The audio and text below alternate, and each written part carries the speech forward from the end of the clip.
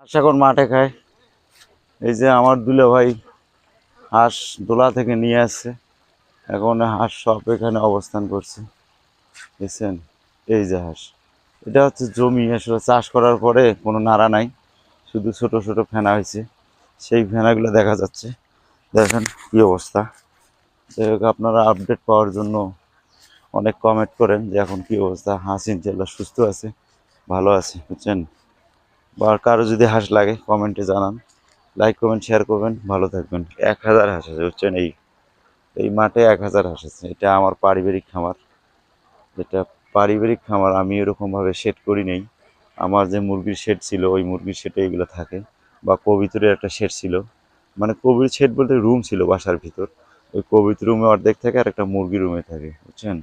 এই যে দেখেন এগুলো হাঁস, এই যে দুলাভাই সাদি মাথার দিয়ে আছে, এটা আমার পুকুর, এই যে এটা আমার বাসা, বুঝছেন। এই যে হাঁস এখন মাঠে খায়, মাঠ এখন হাঁসে খায়, বুঝছেন।